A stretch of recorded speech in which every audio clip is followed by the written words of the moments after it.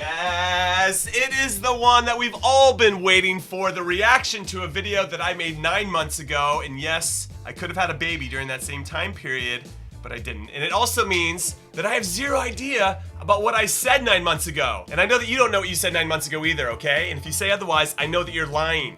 You're lying. But for me, the most important part is that I come off looking smart. I know I didn't get everything right, but as long as it seems like, or I got close to being right. That's what matters here. Anyway, who did I start with? Arsenal, because Arsene Wenger is out. Here we go. The old man finally took the hint about 5 years and 30 planes over the stadium later than he should have, and now a new era is upon the club. But is the new manager Unai Emery the right guy for the job? He doesn't have the charisma of Jurgen Klopp, or the confidence or vision or tactical acumen of Pep Guardiola, or the winning my way stubbornness of Jose Mourinho, which has earned the special one so many trophies.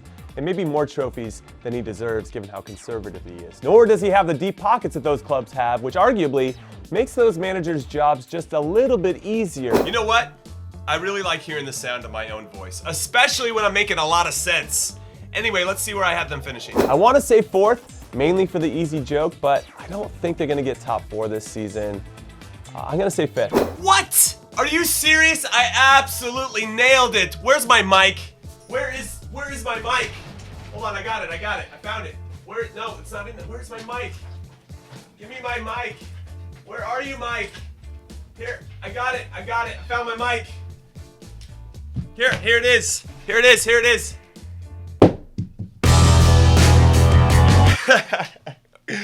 What a f***ing idiot. And up next, it's Brighton, who surprised maybe even themselves by finishing somewhat comfortably in 15th place last season, which has to make their fans, players, and Chris Hughton, who still feels criminally underrated as a manager, extremely proud of what they accomplished. But let's be honest, last season there were no expectations. 0, nil, nada, which I assure you is much easier circumstances to play under than a season with expectations, which is what they're gonna have this season. So hold up, before we get to the place where I predicted them to finish, I just want to say that expectations is what led to Chris Hughton getting fired even though he kept them up in the Premier League for another season.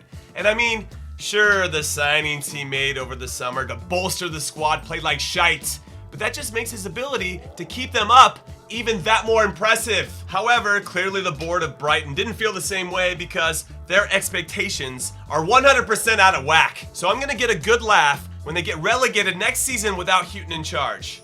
Anyway, where did I say they were gonna finish? This season is gonna be a hard one in many ways, but because I admire their manager so greatly, I think they'll find a way to survive. 17th. What is going on? I nailed 2 in a row in their exact positions? I have, fun fact, 100% never done that before. Maybe I am a prediction god. And now let's talk about West Ham, who I believe had a tremendous summer. First, they brought in a manager that has won the Premier League before in Manuel Pellegrini, which should demand instant respect from the players, which is an important first step towards building a cohesive unit because they have to believe in the man in charge. Yeah, it sucks to be you, David Moyes. Also, I remember being pretty high on the Hammers, like I'm pretty high on life. I don't know, I think that's funny. Anyway, and I'm not sure if that's because I wanted them to be good so that my friends Spencer and Seb and Saunders and Steve could actually be proud of what their club was doing on the field, or if I actually truly believed it. But either way, I'm already regretting what I'm about to say where they finish, so roll it. So for me, things are on the up and up for the Hammers, but I'm not sure it'll be enough to crack the top 6 unless one of the bigger clubs has a crap season. But I don't see that happening with any of the top 6, so I'm gonna say 7th. Ah, off, you wanker. This is where the dream ends because that was way too ambitious of a pick, I think, for West Ham, since they ended up finishing in 5th. However, in fairness to me, they were only 5 points behind Wolves, who did end up finishing in 7th, so it wasn't like the Hammers were too far off what I said. Anyway, let's move on to West Ham's biggest rivals, Fulham, who played well but ultimately had to scrape their way through a tough campaign last season in the Championship and its subsequent playoff. But let's be honest, every team is scraping their way through tough campaigns in the Championship, unless you were Wolves last season, who got 99 points and cruised the whole time in what has to be one of the hardest leagues in the world. But that's a topic for another time because we are talking about the Cottagers, clubs, and their billion-dollar owner, and their manager who was managing in Thailand and Israel before getting the Fulham job, and I wonder who he blackmailed to make that happen, and two of their more talented players in Ryan Sessegnon and the new signing from Nice, Jean-Michel Seri, who will definitely be sold to much bigger clubs in the future because they're that good. So I don't really know what to make of these guys. I'll tell you what to make of these guys. They burned through $100 million in the transfer market, which was $40 million less than Wolves. And they went through 3 managers, and they still suck some real ass. They got relegated in 19th spot. And can we just actually fast forward through my prediction, please? I just don't want to hear it. I don't want to see it. I just want to move on to the next team. Please. I'm gonna say 12. God damn it. I told you not to play that part. Don't ever play that part ever again, okay? Don't. That's my make-believe team behind the camera. Don't ever play that part, invisible persons. Oh, it's hard to work by yourself inside the same room. And next up, it's Burnley, and frankly, what I want all of us to think about with regard to this overachieving club is this. Was their manager Sean Dyche a better manager last season for getting his group of guys, none of whom would start for the champions Manchester City, to finish in 7th in the Premier League and secure the club's first ever spot in a European competition than Pep Guardiola, who spent $1 gajillion over the last 2 seasons to finally win his first league trophy in England? A very interesting question indeed. I'm glad I posed it. And I'm sure, if I'm going to answer it here, that Sean Dyche would do fine as Manchester City's manager, but I don't think he would have won the league with them because it takes someone very special to handle the amount of egos on a squad that talented, and Pep is clearly that guy. But anyway, what did I say already? And I only asked because these bastards on the other side of the camera are ready to laugh at me again. Anyway, now that Burnley is playing in Europe, I think that's going to kill their league standing as it does with most mid-table teams that make it into these continental midweek competitions because it takes too much energy and depth to try and compete in everything, so I'm going to say 10th. Okay, so I'm on the right track with my analysis, which was a big part of why they did struggle this season, but I just needed to predict more of a drop-off since they ended up finishing in 15th, and oh, how the mighty have fallen. My first 2 picks, I was on top of the world. I was feeling it. I was back. And now these next 2 picks, I am bang average again. And life is Tim Krul.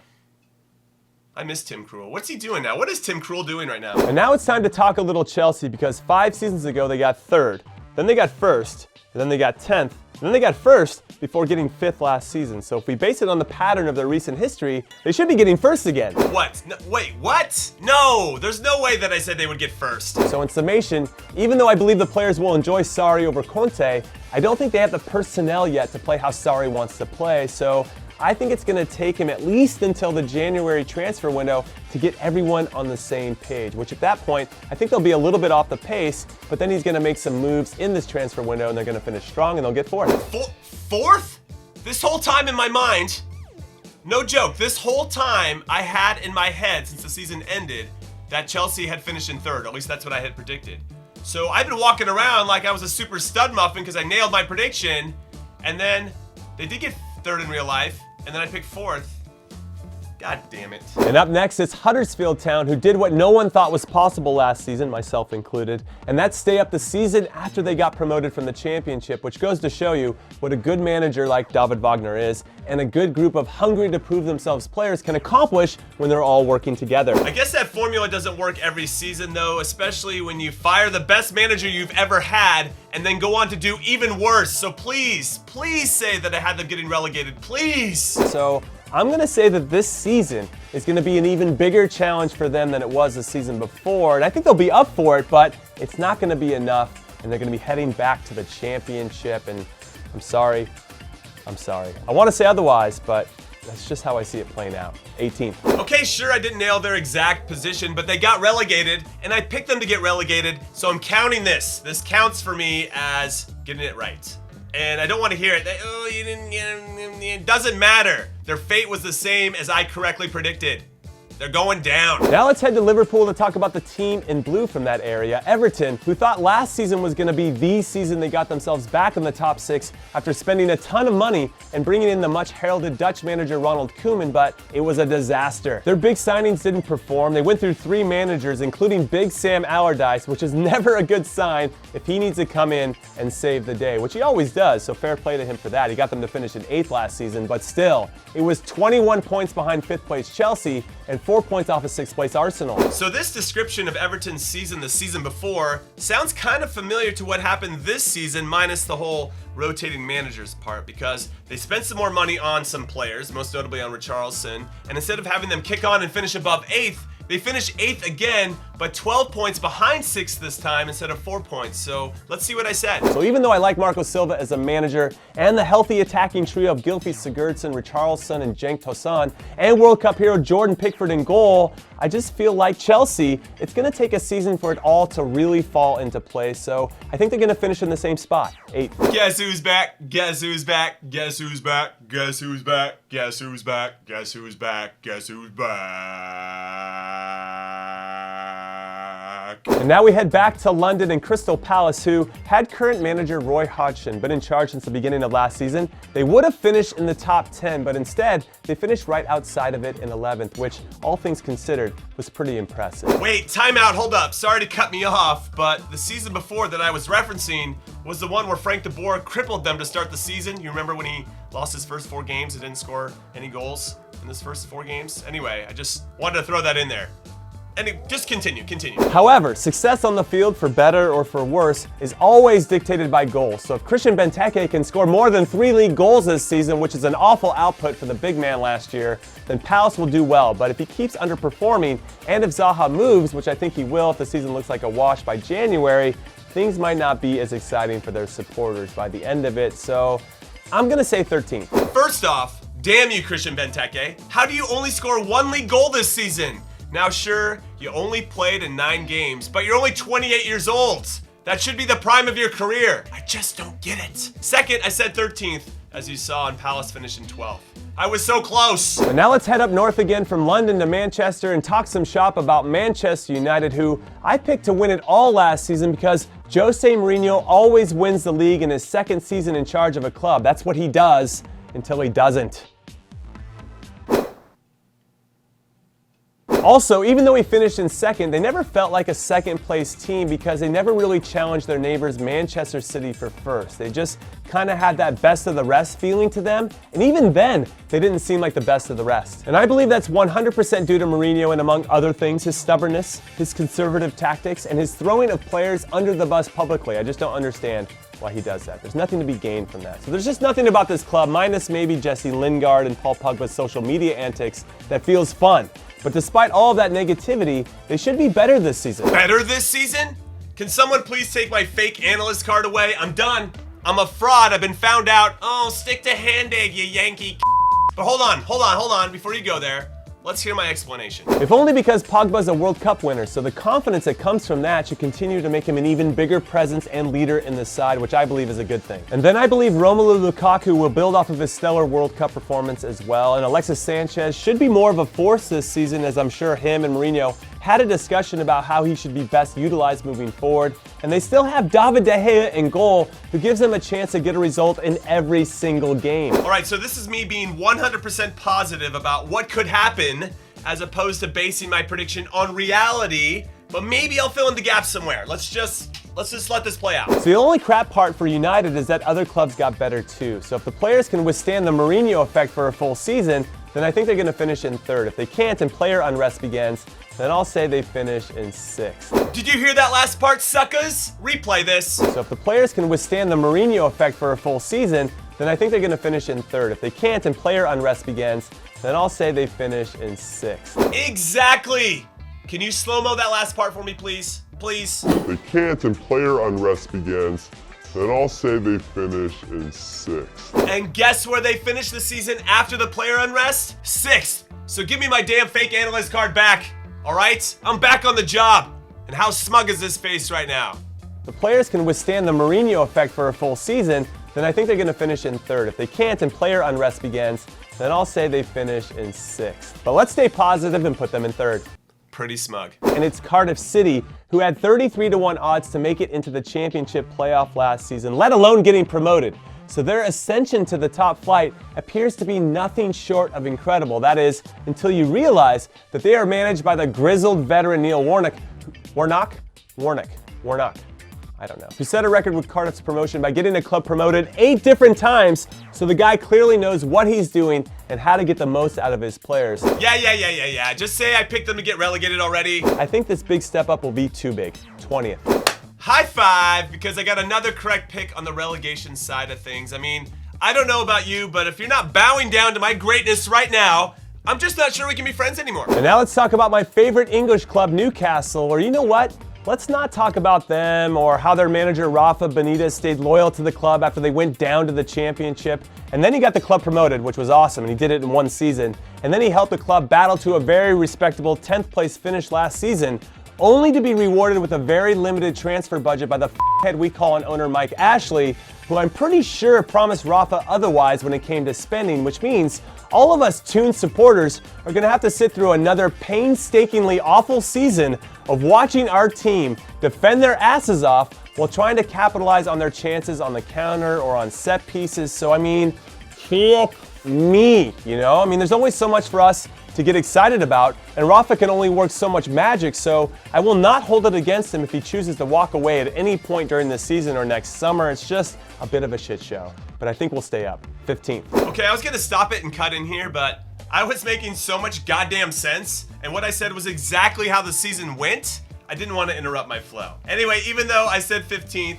and they actually finished in 13th, 13th and 15th are pretty much the same thing when you're swimming in the waters of mid-table purgatory. So I'm very satisfied with my choice, but not satisfied that Mike Ashley still owns the team. Just sell us to somebody who cares, you asshole. And next up, it's the I still can't believe they actually won the league a few seasons ago, Leicester City, who, honestly, could win no other trophies for the rest of time and still be hailed as one of the best underdog stories in the history of team sports. But that was then, and this is now, and now includes losing one of their best players, Riyad Mahrez, to Manchester City over the summer, and then not really spending on a true replacement for him. However, I do like their signing of 21-year-old playmaker James Maddison, who was considered one of the brightest prospects in the championship last season, and the $20 million they paid for 24-year-old Portuguese international right back Ricardo Pereira, who has got speed and good stamina and a good IQ for the game, and should provide a lot of width for the team as they transition from the defense to the attack. But still, losing Mahrez is a big deal. So it's official. I am on fire, everyone. I absolutely nailed it on naming 2 players, Maddison and Pereira, who ended up being 2 of their best players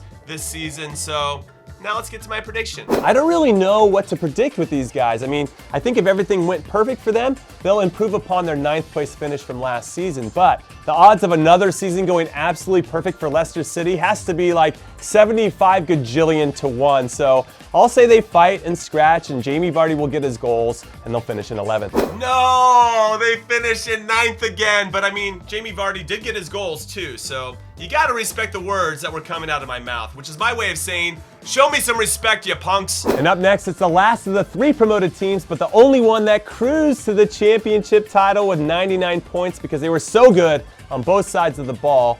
That's my cruising arm. And as an added bonus, they were very attractive to watch. And that was Wolverhampton. I said it like Wolfsburg. Wolverhampton, who are back in the top flight after 6 years due to the brilliance of their Portuguese manager, Nuno Espirito Santo. And what a name that is. Almost as cool as Conrad, and who with the help of his players and the people in the front office completely changed the culture and philosophy of the club in his 12 short months in charge, which should now set them up to not only survive at the top level, but also to be competitive. And with new signings, Rui Patricio in goal, which is a huge signing, I can't believe they got him, and Matinho in midfield, can't believe they got him either.